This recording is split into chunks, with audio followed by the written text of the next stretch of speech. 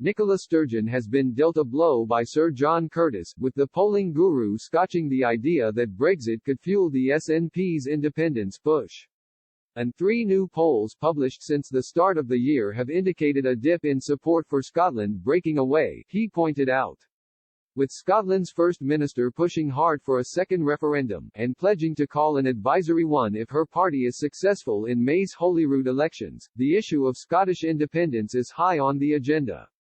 However, despite her outspoken criticism of the UK's decision to quit the EU, Sir John, professor of politics at the University of Strathclyde, suggested it might not be quite the decisive factor she was counting on. The trio of surveys held early this year, by Panelbase, Survation and Savanta, feature similar samples of 1,059, 1,050 and 1,029 respectively.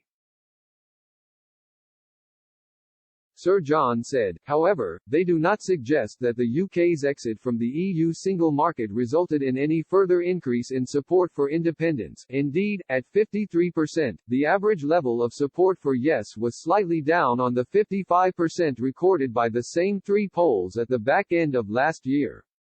Nevertheless, he stopped short of saying the issue was not colouring the thinking of voters north of the border.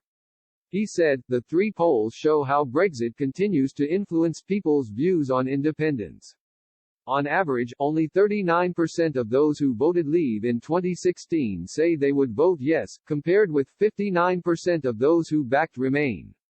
Given that Scots voted 4 years ago by 62% to 38% in favour of remaining in the EU and they, according to Panelbase, would back rejoining by a similar margin, the UK government's Brexit policy was helpful when it came to trying to persuade Scots of the benefits of sticking with the Union, Sir John said. Meanwhile, Sir John, who was writing for the BBC's website, suggested the coronavirus pandemic probably was a factor in reinforcing support for independence.